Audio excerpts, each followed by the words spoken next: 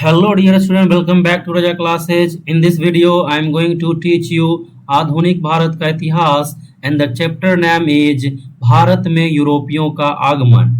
तो इस वीडियो में भारत में यूरोपियों का आगमन जो आधुनिक भारत का पहला चैप्टर है इस पे डिस्कस किया जाएगा। This is part 4 video of this chapter and in this video we are going to discuss फ्रांसीसियों का भारत में आगमन। तो इस वीडियो में फ्रांसीसियों का भारत में आगमन पर डिस्कस किया जाएगा। मैं पहले आपको बता दूं कि इससे पहले पार्ट 1 वीडियो, पार्ट 2 वीडियो और पार्ट 3 वीडियो ऑलरेडी डाला जा चुका है, जिसमें पार्ट 1 वीडियो में पुर्तगाल के पे चर्चा किया गया था, पार्ट 2 वीडियो में डच पे चर्चा किया गया था और पार्ट 3 वीडियो में ब्रिटिश ईस्ट इंडिया कंपनी पे डिस्कस किया गया था। तो अगर आप ये तीनों वीडियो नहीं देखे हैं तो सबसे पहले ये वीडियो देख लें, तभी आपको ये चैप्टर समझ में आएगा। क्लियर है? तो शुरू करते हैं। तो सबसे पहले हम लोग ये देखेंगे कि फ्रांसीसियों का भारत में जो आगमन हुआ था वो कैसे हुआ था, है ना। फ्रांसीसी कंपनी की स्थापना जो है कब हुआ, इससे रिलेटेड यहाँ पे पॉइंट वाइज हम लोग देखेंगे। सबसे पहला पॉइंट है कि अन्य यूरोपीय कंपनियों की भांति फ्रांसीसी कंपनी भी वाणिज्यिक गतिविधियों और विचारों की उपज थी। जिस तरह आप देखते आ रहे हैं कि कोई भी कंपनी जो है, यूरोपीय कंपनी जो भारत में आई थी, इसके पीछे मेन काउज था वाणिज्यिक गतिविधि, है ना। और बाकी ये था कि जो जैसा कि मैं प्रीवियस वीडियो में बताया हूँ कि उस समय क्या हुआ था, यानी जिस समय ये यूरोपियन कंपनीज जो है भारत में आ रही थी तो उस समय यूरोप में औद्योगिक क्रांति का दौर चल रहा था, जिससे कि एक बाजार की तलाश में था ये सभी कंपनी। तो ये भी एक तरह से मतलब कारण बना कि सभी यूरोपियन कंपनी को भारत की ओर आने का। क्लियर है? नेक्स्ट है कि अन्य समकालीन यूरोपीय शक्तियों की तुलना में फ्रांसीसी शक्ति को भारतीय तटों तक पहुंचने में देर लग गई। यानी बाकी जो भी अन्य यूरोपीय शक्ति था उसमें क्या हुआ कि फ्रांसीसी शक्ति जो है भारतीय तटों तक पहुंचने में उसे काफी देर हो गया। क्लियर है? यानी अदर यूरोपियन शक्ति के कंपैरिजन में ये देर से आया। नेक्स्ट है कि फ्रांसीसी 17वीं शताब्दी के पूर्वार्ध तक मेडागास्कर इत्यादि क्षेत्रों में व्यस्त था।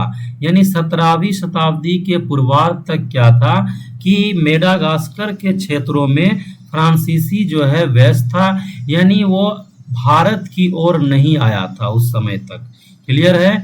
नेक्स्ट है कि लुई 14वें के शासन काल में फ्रांसीसी इतिहास में कई युगांतरकारी घटनाओं के क्रम में उसके एक मंत्री कॉलबर्ट द्वारा 1664 ईस्वी में फ्रांसीसी ईस्ट इंडिया कंपनी की स्थापना की गई। याद रखना है कि जिस समय फ्रांसीसी ईस्ट इंडिया कंपनी की स्थापना हुआ था उस समय फ्रांस में किसका शासन था? लुई 14वें का, या फिर फ्रांस का शासक था लुई 14वां। बिकॉज कि ये प्रीवियस एग्जाम में पूछा गया है, तो ये आपको याद रखना है कि फ्रांसीसी कंपनी के स्थापना के समय फ्रांस का शासक लुई 14वें था और फ्रांसीसी कंपनी 1664 ईस्वी में इसकी स्थापना हुई। क्लियर है? और ये लुई 14वां का जो शासन काल चल रहा था उसमें एक मंत्री था जिसका नाम था कॉलबर्ट। तो इसने ही फ्रांसीसी ईस्ट इंडिया कंपनी की स्थापना किया था। तो अब यह ऑब्वियस है कि आप समझ सकते हैं कि ये कंपनी राज्याधीन था। इट मीन्स ये कंपनी जो था वो पूर्णतः सरकारी कंपनी था। क्लियर है? तो याद रखना है कि फ्रांसीसी ईस्ट इंडिया कंपनी एक सरकारी कंपनी था। क्लियर है? नेक्स्ट है 1667 ईस्वी में फ्रांसिस कैरोन की अध्यक्षता में एक अभियान दल भारत पहुंचा। तो यहाँ पर ये मेनली बताया जा रहा है कि 1667 ईस्वी में फ्रांसिस कैरोन की अध्यक्षता में एक अभियान दल यानी एक ग्रुप जो है फ्रांसीसी ईस्ट इंडिया कंपनी का एक ग्रुप फ्रांसीसी कैरोन की अध्यक्षता में भारत पहुंचा था। इट मीन्स भारत आया था। नेक्स्ट है कि 1668 ईस्वी में इस दल ने सूरत में अपना पहला कारखाना स्थापित किया। तो याद रखना है, फ्रांसीसी ईस्ट इंडिया कंपनी 1668 में अपना पहला कारखाना सूरत में खोला था। क्लियर है। नेक्स्ट है कि 1669 ईस्वी में फ्रांसीसियों ने भारत के पूर्वी तट पर स्थित मसूलीपट्टनम नामक स्थान पर एक कारखाना स्थापित किया। तो ये भी याद रखना है कि 1669 ईस्वी में मसूलीपट्टनम पर फ्रांसीसी ने अपना दूसरा कारखाना स्थापित किया था, जिसमें कि पहला कारखाना सूरत में स्थापित किया और दूसरा कारखाना मसूलीपट्टनम में स्थापित किया। क्लियर है। नेक्स्ट है कि फ्रांसिस मार्टिन को सूरत और मसूलीपट्टनम की बस्तियों का उत्तरदायित्व सौंपा गया। तो ये याद रखना है कि सूरत और मसूलीपट्टनम की बस्तियों का जो रेस्पॉन्सिबिलिटी दिया गया वो दिया गया किसे? फ्रांसिस मार्टिन को। क्लियर है। तो आई होप कि आपको यहाँ पर ये समझ में आ गया होगा कि किस तरह फ्रांसीसियों का भारत में आगमन हुआ था। क्लियर है। नेक्स्ट है सर्वोच्चता हेतु आंग्ल फ्रांसीसी संघर्ष। जैसा कि आप प्रीवियस वीडियो में देखे थे, अलग अलग यूरोपियन कंपनी के बीच में संघर्ष हुआ था। इट मीन्स युद्ध हुआ था। तो यहाँ पर हम लोग ये देखेंगे कि फ्रांस का जो आंग्ल मीन्स यहाँ हुआ अंग्रेज के साथ जो संघर्ष हुआ, तो ये हम लोग यहाँ पर मेनली देखेंगे। सबसे पहला पॉइंट है कि 17वीं शताब्दी के अंत तक अंग्रेजों ने पुर्तगाली और डच प्रतिद्वंदियों को समाप्त कर दिया था। यानी यहाँ पर मेनली ये है कि 17वीं शताब्दी के अंत तक अंग्रेजों ने पुर्तगाली और डच को कंप्लीटली क्या कर दिया? समाप्त कर दिया था। यानी पुर्तगाली और डच अब कुछ ही क्षेत्रों तक सीमित रह गया था। क्लियर है। लेकिन 18वीं शताब्दी में फ्रांस एक नया प्रतिद्वंदी बनकर सामने आया। तो 17वीं शताब्दी के अंत तक क्या हुआ कि अंग्रेज पुर्तगाली और डच को समाप्त कर दिया। लेकिन क्या हुआ कि 18वीं शताब्दी में फ्रांस इसका क्या बन गया? प्रतिद्वंदी बन गया। क्लियर है। नेक्स्ट है कि 17वीं शताब्दी के उत्तरार्ध में 1668 ईस्वी में फ्रांसीसियों ने सूरत में पहली व्यापारिक कोठी स्थापित करने में सफलता पाई, जो कि प्रीवियस स्लाइड में भी ये डिस्कस किया गया है कि 1668 ईस्वी में सूरत में फ्रांसीसी ने अपना पहला व्यापारिक कोठी स्थापित किया था। नेक्स्ट है कि 1690 से 92 के दौरान उन्होंने कलकत्ता में भी व्यापारिक केंद्र स्थापित कर लिया। उन्हों से यहाँ मतलब है फ्रांसीसी। तो 1690 और 92 के दौरान फ्रांसीसी ने कलकत्ता में भी अपना व्यापारिक केंद्र स्थापित कर लिया। 18वीं शताब्दी के आरंभ 2 वर्षों में फ्रांसीसी कंपनी के व्यापार में काफी प्रगति हुई। यानी 18वीं शताब्दी के शुरुआत के 2 वर्षों में फ्रांसीसी कंपनी के व्यापार में काफी प्रगति हुआ। इट मीन्स बहुत ही ज्यादा प्रोग्रेस हुआ। क्लियर है। नेक्स्ट है कि फ्रेंच ईस्ट इंडिया कंपनी तथा ईस्ट इंडिया कंपनी के बीच संघर्ष का मुख्य कारण व्यापार में एकाधिकार और राजनीतिक नियंत्रण था। यानी ये दोनों कंपनियों के बीच में मीन्स फ्रांसीसी और ईस्ट इंडिया कंपनी के बीच में जो संघर्ष शुरू हुआ था, उसके पीछे जो मुख्य वजह था वो ये था कि दोनों चाहता था कि व्यापार पर क्या हो? एकाधिकार मेरा हो और राजनीति पर क्या हो कि मेरा नियंत्रण हो। तो ये जो दोनों के मन में जो मंशा था कि एकाधिकार और राजनीतिक नियंत्रण था, सॉरी ना राजनीतिक नियंत्रण का, तो यही एक कारण बना दोनों के बीच में संघर्ष का। क्लियर है? मैं इसे फिर से रिपीट कर दे रहा हूं। फ्रेंच ईस्ट इंडिया कंपनी और ईस्ट इंडिया कंपनी के बीच में संघर्ष का जो मुख्य कारण था वो था व्यापारिक एकाधिकार और राजनीतिक नियंत्रण। क्लियर है? नेक्स्ट है 1740 से 1765 ईस्वी के बीच अंग्रेजों और फ्रांसीसियों के बीच युद्ध चलता रहा। यानी 1740 में जो युद्ध शुरू हुआ और वो 1765 ईस्वी तक चलता रहा। बीच बीच में विराम हुआ, लेकिन बिकॉज की कुछ समय के लिए विराम हुआ तो ये कंसीडर किया जाएगा कि 1740 से लेकर 1765 तक ये युद्ध दोनों के बीच में चलता रहा। इट मीन्स अंग्रेज और फ्रांसीसी के बीच में। कर्नाटक दक्कन के सूबेदार के अधीन एक प्रांत था। यानी कर्नाटक जो था वो दक्कन के सूबेदार के अधीन एक प्रांत था जिसका शासन नवाब के हाथों में था।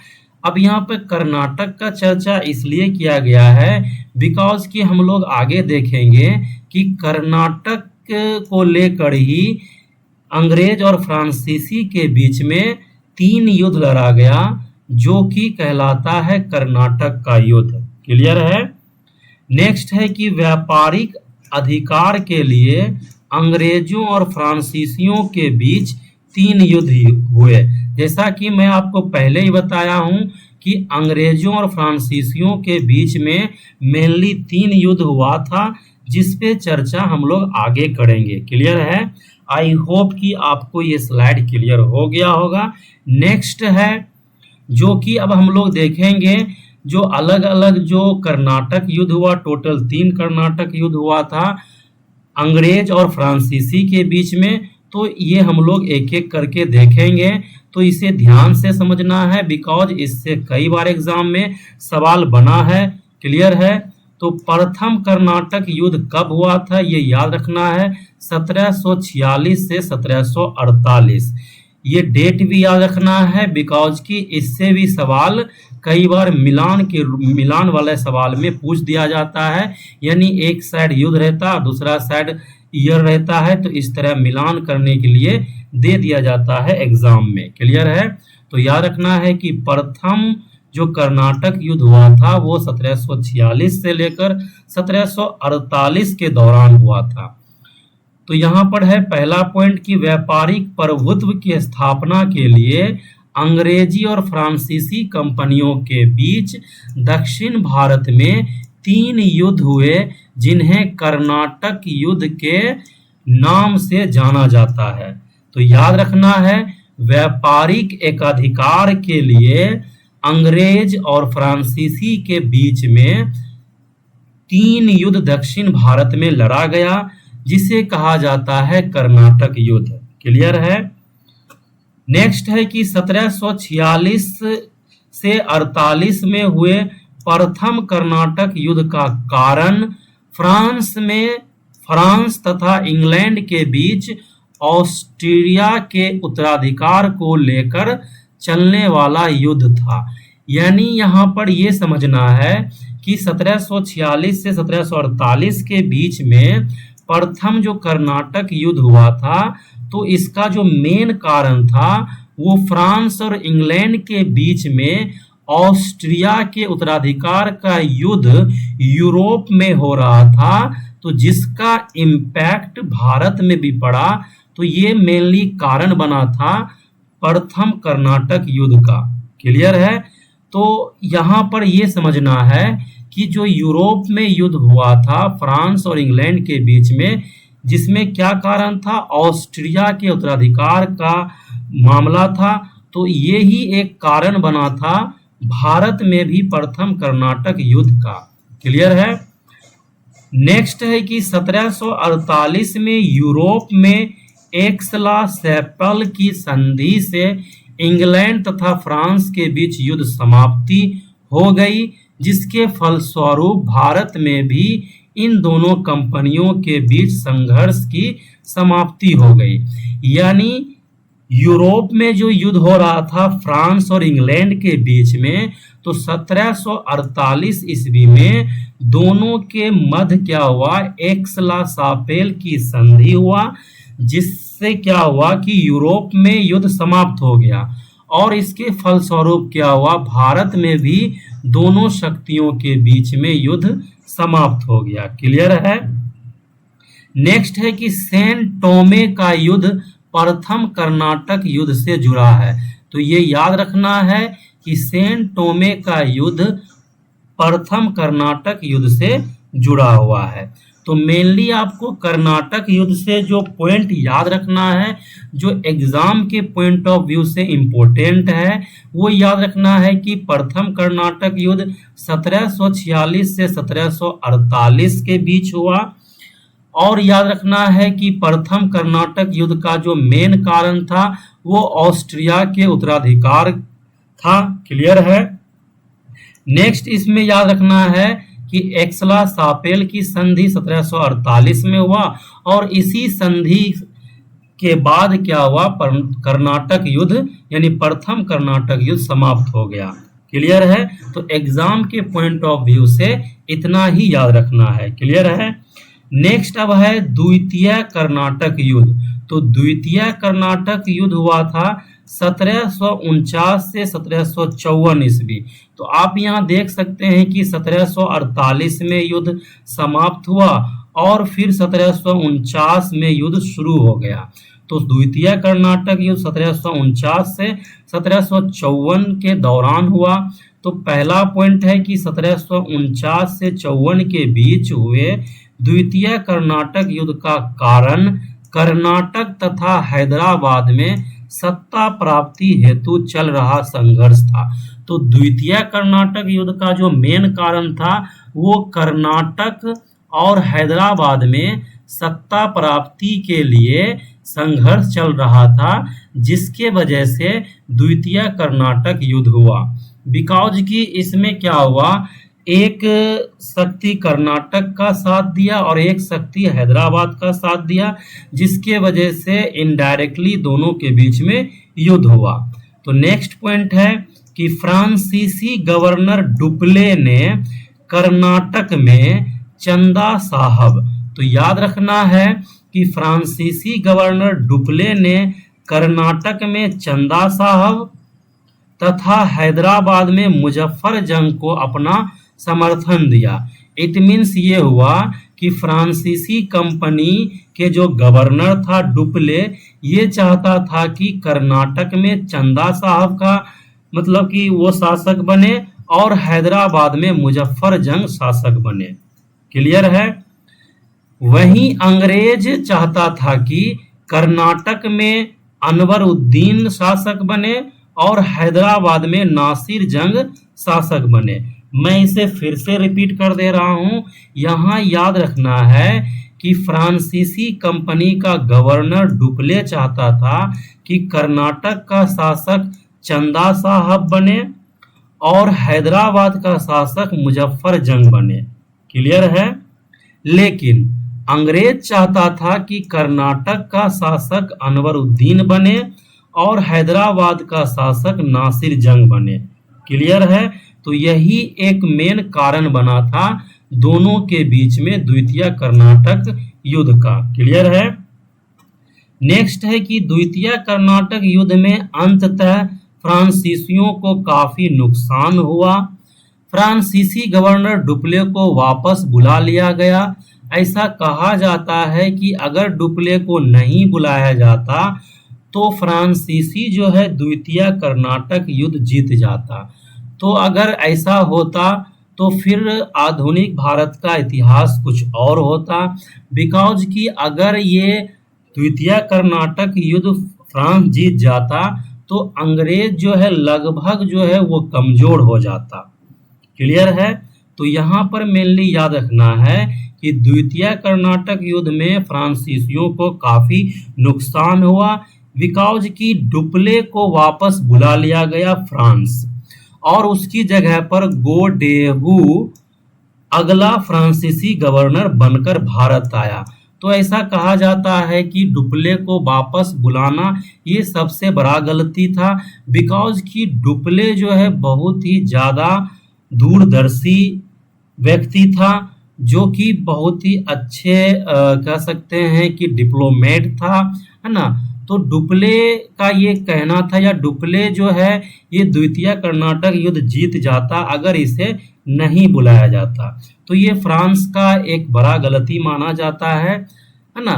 वैसे अगर हम लोग अपने कॉन्टेक्स्ट में देखेंगे, भारत के कॉन्टेक्स्ट में, तो चाहे वो फ्रांसीसी हो या अंग्रेज हो, कोई भी शासन किया है या करता फ्रांसीसी भी, तब भी हमारे देश का वही हाल होता जो अंग्रेज किया था।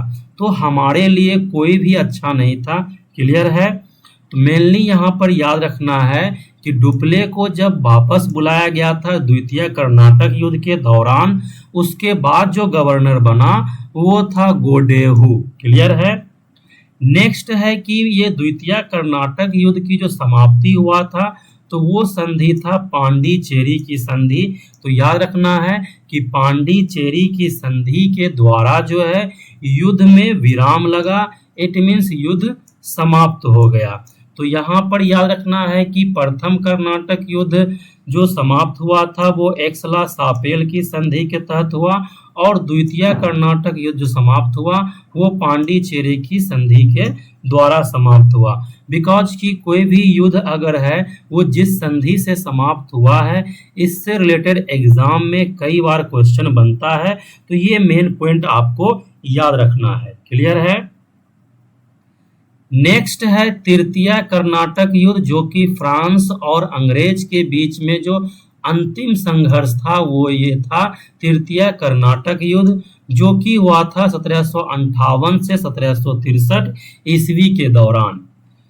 तो इसमें सबसे पहला पॉइंट है कि यूरोप में सप्तवर्षीय युद्ध के प्रारंभ के साथ ही 1758 से 63 के बीच चंद्रनगर पर अधिकार को लेकर तृतीय कर्नाटक युद्ध छिड़ गया। यानी यूरोप में जब सप्तवर्षीय युद्ध शुरू हो गया था फ्रांस और अंग्रेज के बीच में, यानी फ्रांस और इंग्लैंड के बीच में, तो उसी के साथ जो है भारत में भी 1758 और 63 के दौरान चंद्रनगर पर अधिकार को लेकर दोनों के बीच में कर्नाटक युद्ध शुरू हुआ, जिसे कहा जाता है तृतीय कर्नाटक युद्ध। क्लियर है। नेक्स्ट है कि जनवरी 1760 में वांडीवास की लड़ाई में अंग्रेजी सेना का नेतृत्व आयरकूट तथा फ्रांसीसी सेना का नेतृत्व लाली कर रहा था। यहाँ पर आपको ये याद रखना है कि फाइनली फ्रांसीसी कंपनी जो है वांडीवास के युद्ध के बाद जो है बिल्कुल कमजोर हो जाता है। तो ये सवाल पूछा जाता है कि वांडीवास का युद्ध कब हुआ था, तो याद रखना है कि 1760 में हुआ था। और अगर और डिटेल में अगर एग्जाम में पूछ लिया जाएगा तो वो ये पूछा जा सकता है कि वांडीवास की लड़ाई का नेतृत्व अंग्रेज के तरफ से कौन कर रहा था, तो यह आंसर होगा आयरकूट। और फ्रांस के तरफ से कौन कर रहा था, तो लाली। तो अगर डीप में सवाल पूछा जाएगा तो ये पूछा जाएगा। अदरवाइज एग्जाम में कई बार पूछा गया है कि वांडीवास का युद्ध कब हुआ, तो 1760 में। क्लियर है। नेक्स्ट है कि इसमें फ्रांसीसियों की हार हुई, यानी ये जो लड़ाई हुआ इसमें वांडीवास लड़ाई में फ्रांसीसियों की हार हुई तथा पांडिचेरी पर अंग्रेजों का अधिकार हो गया। इस युद्ध ने फ्रांसीसियों के भाग्य का निर्धारण कर दिया।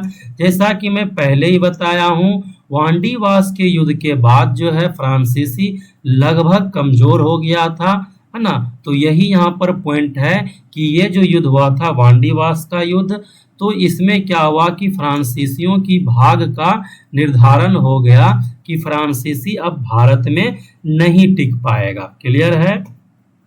नेक्स्ट है कि संघर्ष का अंत 1763 में संपन्न हुए पेरिस समझौते के साथ हो गया। तो याद रखना है, तृतीय कर्नाटक युद्ध की समाप्ति हुआ था पेरिस के समझौते के तहत, जो कि 1763 में हुआ था। मैं आपको रिकॉल कर दे रहा हूं कि प्रथम कर्नाटक युद्ध का जो समाप्ति हुआ था वो संधि था एक्सला सापेल की संधि, और द्वितीय कर्नाटक युद्ध जो समाप्त हुआ वो था पांडिचेरी की संधि, और तृतीय कर्नाटक युद्ध जो समाप्त हुआ वो था पेरिस संधि। क्लियर है। नेक्स्ट है कि इस समझौते के अनुसार फ्रांसीसियों की भारत स्थित सभी फैक्ट्रियां वापस लौटा दी गई। इस संधि से मतलब यहाँ पर है पेरिस का संधि। क्लियर है। तो इसमें क्या हुआ कि फ्रांसीसियों का जो भी भारत में स्थित फैक्ट्रियां था वो वापस लौटा दिया गया अंग्रेज के द्वारा, और उनके किलेबंदी के अधिकार को छीन लिया गया। मीन्स ये मतलब कि हुआ है कि आप जो है फैक्ट्री का किलेबंदी नहीं कर सकते हैं। क्लियर है।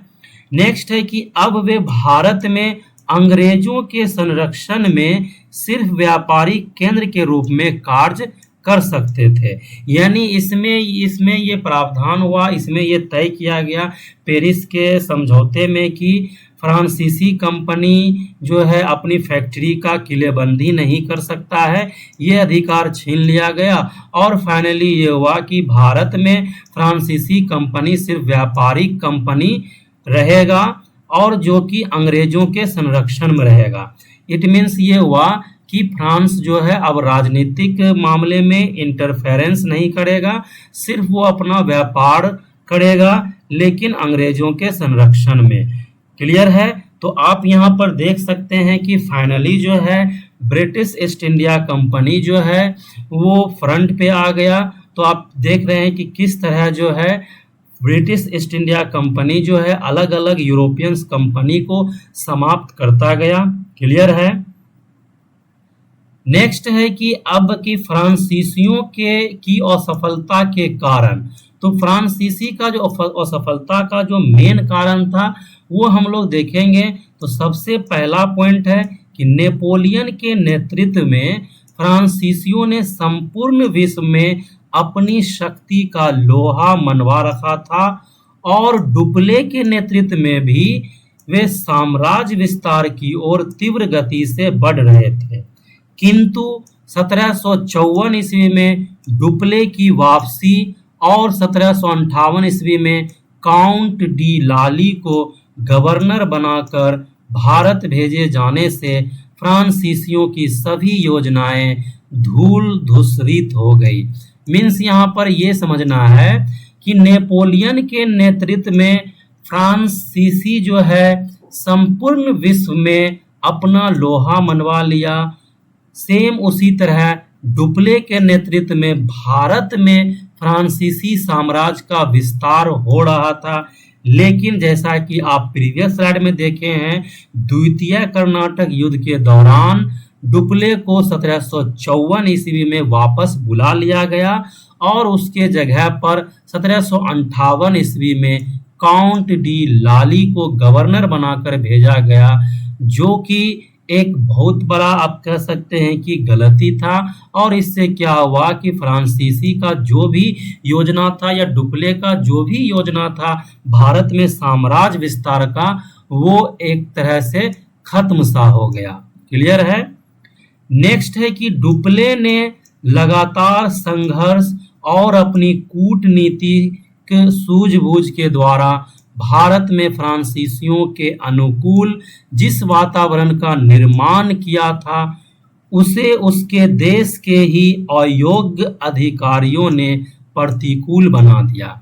मीन्स डुप्ले ने अपनी कूटनीतिक सूझबूझ के द्वारा भारत में फ्रांसीसियों के अनुकूल क्या किया, वातावरण तैयार कर दिया। यानी ये फ्रांसीसियों के साम्राज्य विस्तार के लिए अपना एक योजना तैयार कर दिया, लेकिन डुप्ले के बाद जो भी आया था अधिकारी वो अयोग्य अधिकारी था।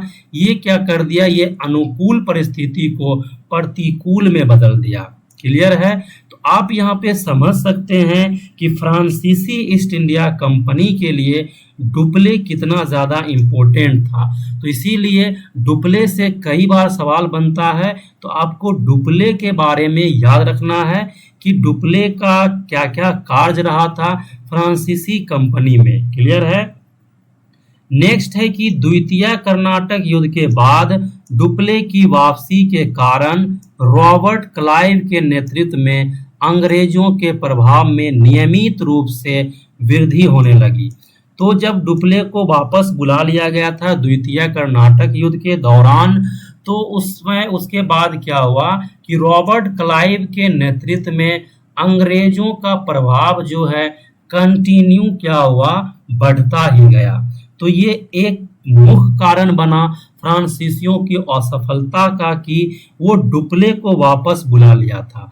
तो फ्रांसीसी जो है सरकार जो है डुप्ले को वापस बुलाया, ये भारत में फ्रांसीसियों के असफलता का आप कह सकते हैं कि मेन कारण बना।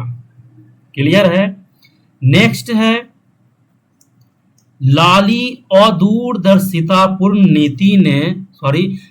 की अदूरदर्शितापूर्ण नीति ने फ्रांसीसियों को उन गतिविधियों की ओर प्रेरित किया जिनसे भारत में उनकी राजनीतिक शक्ति पूर्ण रूप से प्रतिबंधित हो गई। यानी लाली और दूरदर्शितापूर्ण नीति अपनाया, यानी वो भविष्य के बारे में सोचा नहीं कि हम जिस नीति का प्रयोग कर रहे हैं या जो नीति चला रहे हैं ये हमारे लिए सही नहीं रहेगा। लेकिन डुप्ले क्या था, दूरदर्शिता व्यक्ति था जो कि भविष्य के बारे में सोचता था, कंपनी के भविष्य के बारे में। लेकिन लाली उसके कंपैरिजन में उतना ज़्यादा योग्य नहीं था, जिसके वजह से क्या हुआ, फ्रांसीसी कंपनी का जो राजनीतिक जो शक्ति था वो प्रतिबंधित हो गया अंग्रेजों के द्वारा। क्लियर है। नेक्स्ट है कि भारत में फ्रांसीसियों की पराजय अथवा असफलता के लिए अनेक कारण छोटे एवं बड़े स्तर पर उत्तरदायी थे। वैसे तो बहुत ज़्यादा कारण, अनेक कारण था, जिसमें कि आप मेंस के पॉइंट ऑफ व्यू से डिटेल में डिस्कस कर सकते हैं, बट यहाँ पर आपको मेनली जो पॉइंट दिया गया है ये आपको पीटी के पॉइंट ऑफ व्यू से याद रखना है। क्लियर है। एक कारण आप ये भी याद रख सकते हैं कि फ्रांसीसी कंपनी जो था वो सरकारी कंपनी था, है ना।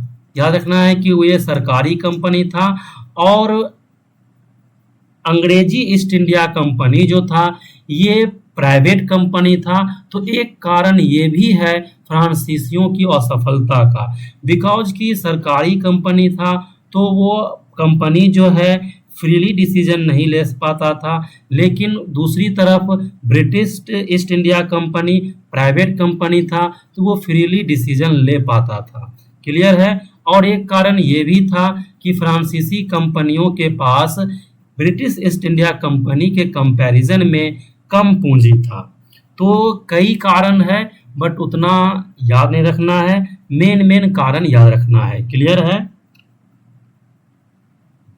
नेक्स्ट है अब डेनिश कंपनी यानी डेनमार्क जिसको कहते हैं, डेन्स कंपनी का जो आगमन हुआ था भारत में वो ज़्यादा प्रभावपूर्ण नहीं रहा।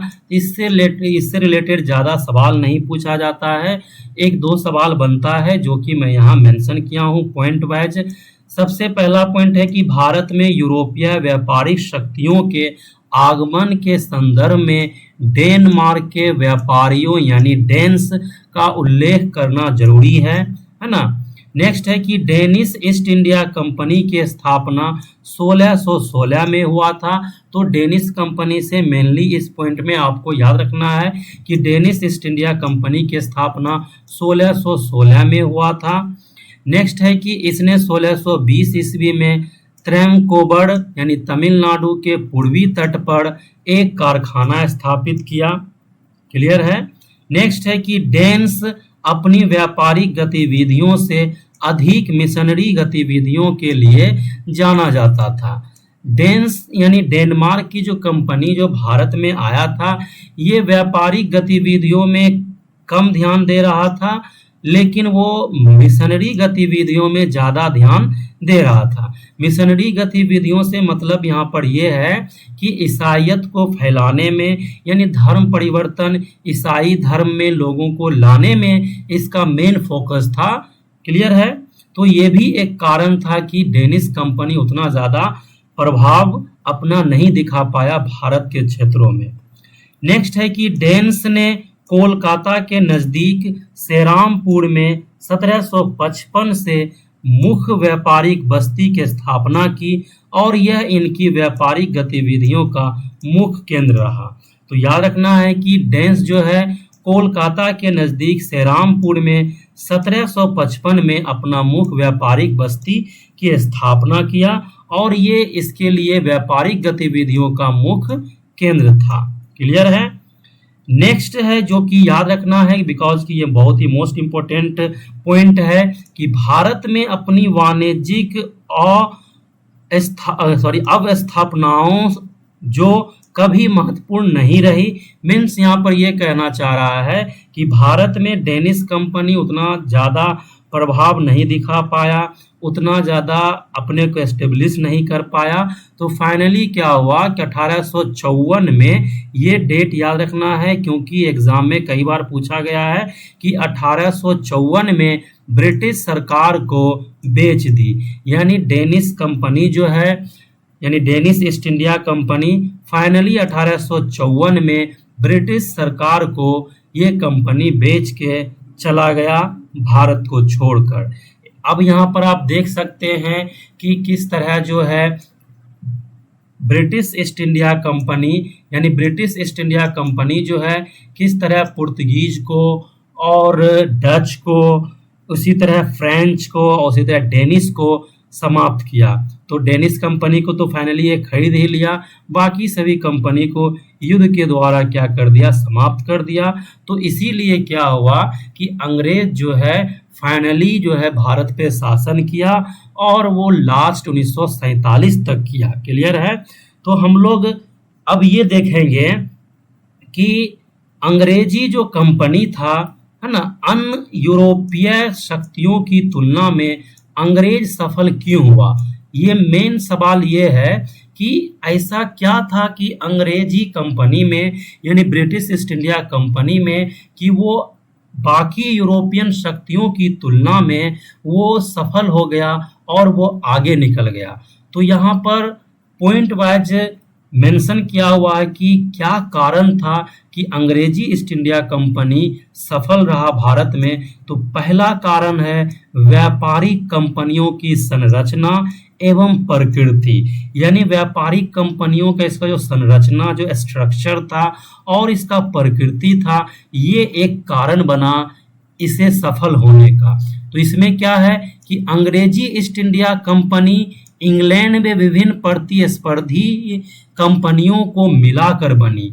यानी अंग्रेजी ईस्ट इंडिया कंपनी जो है इंग्लैंड में जो भी प्रतिस्पर्धी कंपनी था, इट मीन्स उस समय जो भी इंग्लैंड में बेस्ट कंपनी था, वो सब मिलाकर अंग्रेजी ईस्ट इंडिया कंपनी बनाया गया था।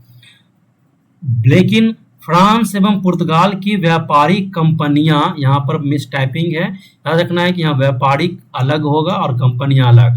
तो फ्रांस एवं व्यापारिक कंपनियां व्यापक रूप से राज्य के स्वामित्वाधीन थी। इट मीन्स ये हुआ कि अंग्रेजी east India company private company थी, लेकिन फ्रांस और पुर्तगाली जो कंपनी था वो राज्य के अधीन था, मीन्स सरकारी कंपनी था। तो एक ये भी कारण बना अंग्रेजी ईस्ट इंडिया कंपनी की सफलता का। क्लियर है? नेक्स्ट जो कारण है वो है नौसैन्य सर्वोच्चता। ब्रिटेन की शाही नौसेना न केवल आकार में सबसे बड़ी थी, अपितु यह अपने समय की सबसे उन्नत नौसेना थी। यानी अंग्रेजी ईस्ट इंडिया कंपनी के पास जो नौसेना था वो उस समय का सबसे उन्नत नौसेना था। तो एक ये भी कारण बना अंग्रेजी ईस्ट इंडिया कंपनी का भारत में सफलता का। नेक्स्ट है औद्योगिक क्रांति। ये भी मोस्ट इंपोर्टेंट याद रखना है पॉइंट कि इंग्लैंड में सूत कताई भाप इंजन, मशीन करघा जैसी कई अन्य नवीन मशीनों की खोज के साथ 18वीं शताब्दी के पूर्वार्ध में औद्योगिक क्रांति प्रारंभ हुई। तो औद्योगिक क्रांति भी एक कारण बना इसकी सफलता का। क्लियर है। नेक्स्ट है कि सैन्य कौशल एवं अनुशासन। ये भी पॉइंट बहुत ही इंपॉर्टेंट है कि अंग्रेजी ईस्ट इंडिया कंपनी में जो सैन्य यानी सैनिक था वो काफी कौशल था, है ना, कुशल था और अनुशासन था, यानी उसके अंदर डिसिप्लिन था। तो यहाँ पर आप देख सकते हैं कि ब्रिटेन के सिपाही अत्यधिक अनुशासित और सुप्रशिक्षित थे, यानी बहुत ही ज्यादा डिसिप्लिन और बहुत ही ज्यादा ट्रेंड सेना था इसके पास, इट मीन्स ब्रिटेन के पास। ब्रिटिश कमांडर रणनीतिकार थे जो युद्ध क्षेत्र में नवीन तरीके अपनाते थे, यानी ब्रिटिश जो भी कमांडर था युद्ध क्षेत्र में नए तरीके अपनाता था, जिसके वजह से अन्य यूरोपीय शक्तियों को वो दबाता गया और खुद आगे बढ़ता गया। क्लियर है। नेक्स्ट है कि धर्म के प्रति न्यून उत्साह, यानी धर्म के प्रति इसका क्या था, कम उत्साह था। मीन्स कि ब्रिटेन का स्पेन, पुर्तगाल एवं डच की अपेक्षा, यानी यहाँ पर सवाल यह है कि ब्रिटेन का स्पेन, पुर्तगाल एवं डच की अपेक्षा ईसाइयत के प्रसार में कम रुझान था। सॉरी।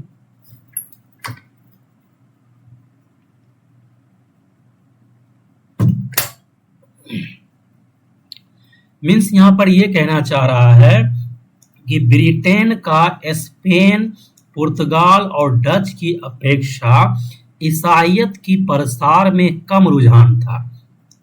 मतलब जो स्पेन था या पुर्तगाल था या डच था, जैसा कि प्रीवियस स्लाइड में आप डेनिस भी देखे थे, ये सभी का जो मेन रुझान था वो ईसाइयत के प्रसार में था, यानी ईसाई धर्म के प्रचार में ये तीनों कंपनी का रुझान था। लेकिन ब्रिटेन का जो कंपनी था, it mean British east India company, इसका भी ईसाई धर्म के प्रचार में रुझान था, लेकिन कंपैरेटिवली कम था। क्लियर है। यहाँ पर इसका मतलब ये नहीं हुआ कि ब्रिटिश ईस्ट इंडिया कंपनी ईसाइयत का प्रसार बिल्कुल नहीं कर रहा था।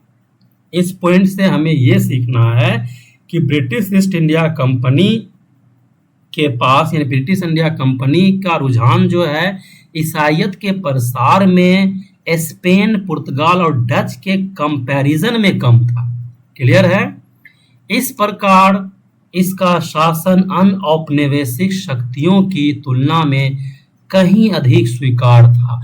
यानी आप देखेंगे कि अगर किसी का भी धर्म के प्रति ज़्यादा रुझान रहता है तो वो उतना ज़्यादा पॉपुलर नहीं हो पाता है, अगर होता भी है तो कुछ समय के लिए होता है, लेकिन वो उतने ज़्यादा लोगों के बीच में, उतने ज़्यादा जनसंख्या को प्रभावित नहीं कर पाता है अगर कोई धर्म के प्रति ज़्यादा रुझान रखता है तो। क्लियर है।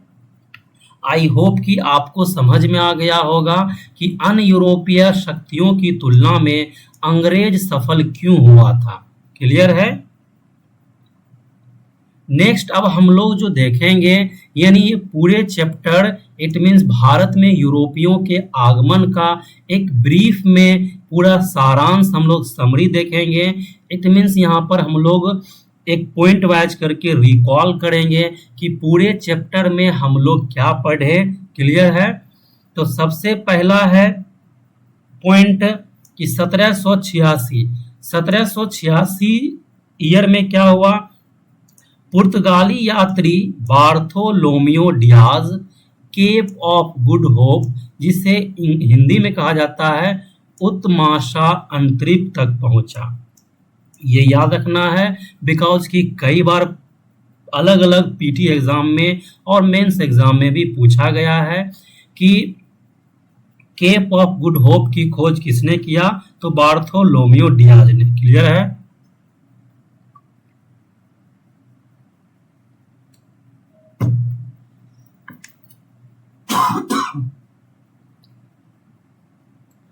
नेक्स्ट है 1798। तो तो 1798 में क्या घटना हुआ?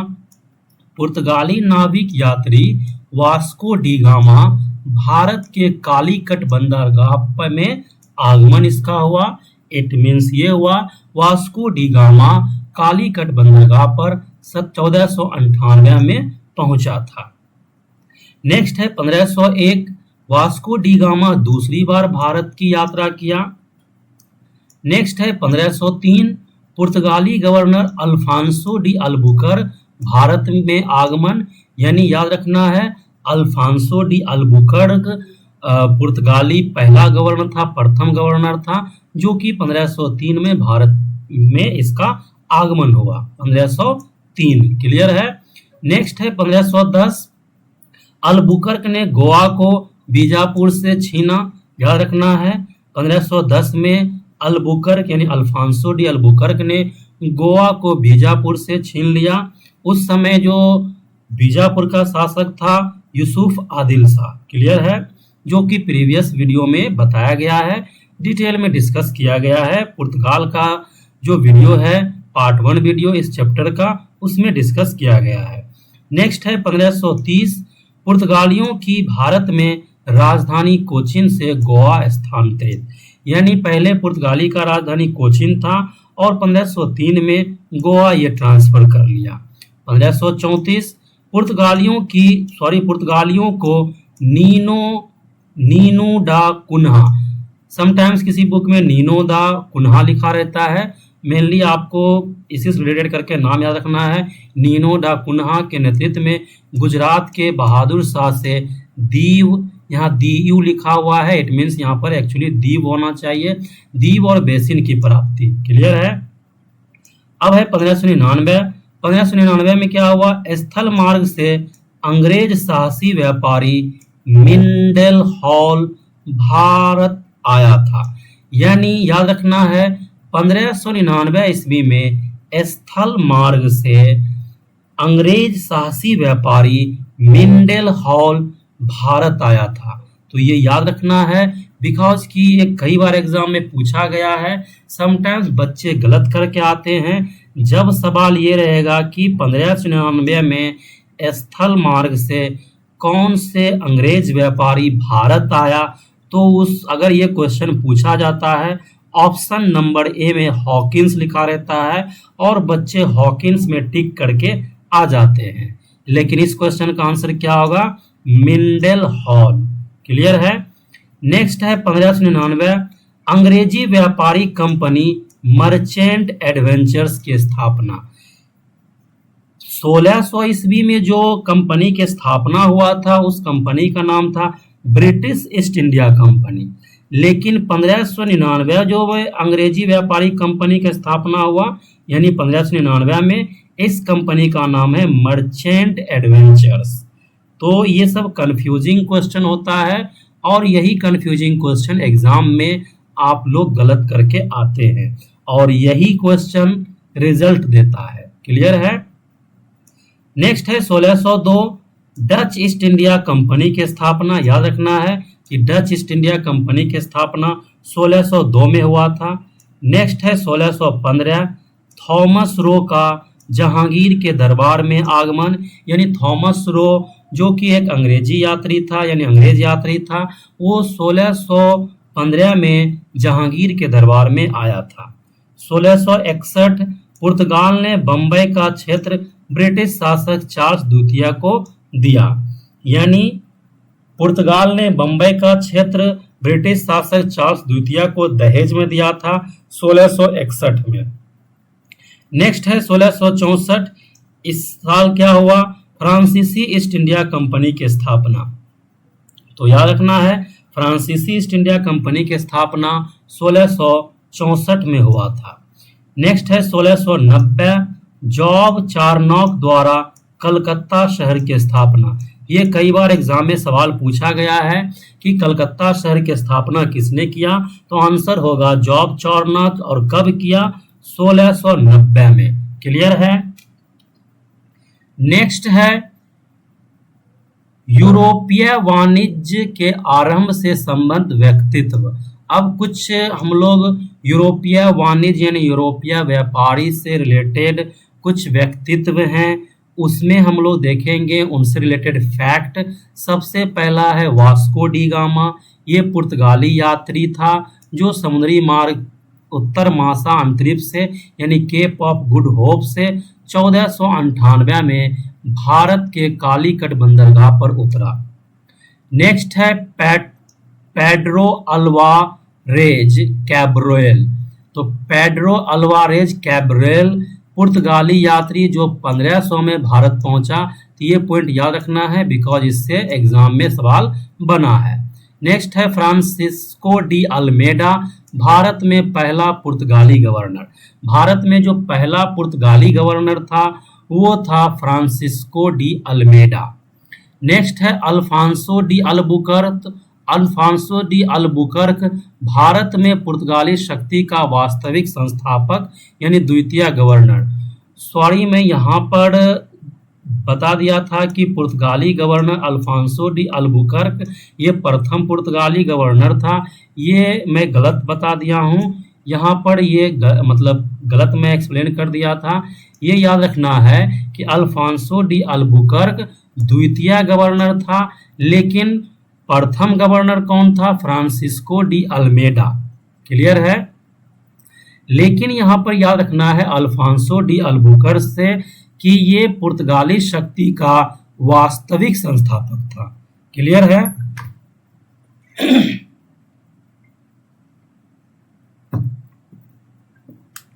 सॉरी, थोड़ा सा गला फंस जा रहा है। आई होप कि आप लोग एडजस्ट करेंगे बिकॉज कि जब लंबा डिस्कस होता है तो गला थोड़ा सा फंस जाता है। आई होप कि आप लोग एडजस्ट करेंगे। नेक्स्ट है नीनो डा कुन्हा, पुर्तगाली गवर्नर जिसने राजधानी परिवर्तन किया था 1530 ईस्वी में कोचिन से गोवा किया था। नेक्स्ट है मार्टिन अल्फांसो डिसूजा। यहाँ है अल्फांसो डी अल्बुकर्क, लेकिन यहाँ है मार्टिन अल्फांसो डिसूजा, तो कंफ्यूज नहीं होना है। पुर्तगाली गवर्नर ये भी था जिसके साथ प्रख्यात जेसुइट संत फ्रांसिस्को जेवियर भारत आए थे। क्लियर है? नेक्स्ट है कासिम खान, मुगल सरदार था ये जिसने 1631 ईस्वी में हुगली तट पर पुर्तगालियों को हराया। नेक्स्ट है जॉन मिंडेल हॉल, साहसी अंग्रेज व्यापारी, जैसा कि इस स्लाइड में यहाँ पर मैं बताया था जॉन मिंडेल हॉल के बारे में। आई होप कि यहाँ फिर से रिपीट नहीं करना पड़ेगा। नेक्स्ट है कैप्टन हॉकिंस। तो कैप्टन हॉकिंस के बारे में आपको पता है, ये अंग्रेज यात्री था जो जहांगीर के दरबार में 1609 ईस्वी में पहुंचा था। नेक्स्ट है कैप्टन बेस्ट, अंग्रेजी यात्री ये भी था जिसने सूरत के निकट पुर्तगालियों को 1612 ईस्वी में हराया था और इसके बाद जहांगीर ने अंग्रेजों को व्यापार के लिए सूरत में फैक्ट्री स्थापित हेतु अनुमति दी थी। क्लियर है? नेक्स्ट है जॉब चॉर्नॉक, जो कि मैं यहाँ पे डिस्कस किया हूँ 1690 ईस्वी, तो आई थिंक फिर से रिपीट नहीं करना पड़ेगा। नेक्स्ट है थॉमस रो। तो थॉमस रो के बारे में भी यहाँ पे डिस्कस किया गया है 1615 में, तो आई थिंक फिर से रिपीट नहीं करना पड़ेगा। क्लियर है? नेक्स्ट है चार्ल्स आयर, ये याद रखना है क्योंकि इससे एग्जाम में कई बार सवाल बना है। तो चार्ल्स आयर से रिलेटेड क्या फैक्ट है? कलकत्ता के फोर्ट विलियम का प्रथम प्रशासक। तो कलकत्ता का जो फोर्ट विलियम था उसका प्रथम प्रशासक कौन बना? Charles Eyre. नेक्स्ट है जॉन चाइल्ड, अंग्रेजी कंपनी का अधिकारी जिसने पश्चिमी तट पर मुगल जहाजों पर कब्जा कर लिया था और बाद में मुगल सम्राट औरंगजेब से क्षमा मांगी थी। यानी जॉन चाइल्ड पश्चिमी तट पर मुगल जहाज पर कब्जा कर लिया और उसके बाद जो है औरंगजेब से माफी मांगा था। नेक्स्ट है फर्रुखसियार, जो कि एक मुगल सम्राट था जिसने अंग्रेजी व्यापारी कंपनी को 1717 में फरमान दिया था। क्लियर है? नेक्स्ट है विलियम नॉरिस। तो विलियम नॉरिस से रिलेटेड क्या फैक्ट है? अंग्रेजी कंपनी का दूत था, यानी ये एक एम्बेसडर था, अंग्रेजी कंपनी का राजदूत था, जो मुगल शासक औरंगजेब के पास व्यापारिक सुविधाओं की प्राप्ति हेतु गया था। नेक्स्ट है फ्रैंको मार्टिन, ये याद रखना है बिकॉज ये भी एग्जाम में कई बार सवाल पूछा गया है फ्रैंको मार्टिन से रिलेटेड। तो फ्रैंको मार्टिन से रिलेटेड यहाँ पे फैक्ट क्या है, पांडिचेरी का प्रथम फ्रांसीसी गवर्नर। क्लियर है। नेक्स्ट है शोभा सिंह, वर्धमान का जमींदार, जिसने अंग्रेजों के विरुद्ध विद्रोह 1690 के दशक में किया था। तो ये याद रखना है, शोभा सिंह जो कि वर्धमान का जमींदार था और अंग्रेजों के खिलाफ 1690 के दशक में विरोध किया था। नेक्स्ट है भीमा जी पारिख। भीमा जी पारिख से रिलेटेड क्या फैक्ट है, अंग्रेजी कंपनी का मध्यस्थ व्यापारी, जिसने भारत में प्रिंटिंग प्रेस के प्रसार हेतु विशेष प्रयास किया था। क्लियर है। नेक्स्ट है फादर मॉन्सरेट, इनसे रिलेटेड क्या फैक्ट है, मुगल दरबार में जाने वाले प्रथम पुर्तगाली शिष्टमंडल। तो याद रखना है, फादर मॉन्सरेट मुगल दरबार में जाने वाला प्रथम पुर्तगाली शिष्टमंडल का अध्यक्ष था। नेक्स्ट है जॉन सरमैन, ये याद रखना है बिकॉज इससे भी एग्जाम में कई बार सवाल पूछा है कि मुगल सम्राट फर्रुखसियर से फरमान प्राप्त करने वाले अंग्रेजी शिष्टमंडल का नेतृत्व ये किया था जॉन सरमैन। क्लियर है। तो सवाल ये पूछा जा सकता है कि मुगल सम्राट फर्रुखसियर से फरमान प्राप्त करने वाले अंग्रेजी शिष्टमंडल का नेतृत्व किसने किया, तो आंसर होगा जॉन सरमैन। क्लियर है। नेक्स्ट है क्रोन फ्रैंको, भारत में पहली फ्रांसीसी फैक्ट्री की स्थापना करने वाला फ्रांसीसी, यानी भारत में जो पहली फ्रांसीसी फैक्ट्री की स्थापना हुआ था वो कौन किया था, क्रोन फ्रैंको ने किया था।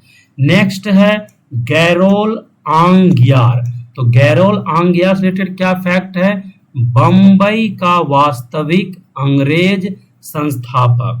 तो बम्बई का वास्तविक अंग्रेज संस्थापक कौन था, गैरोल आंगियार। क्लियर है।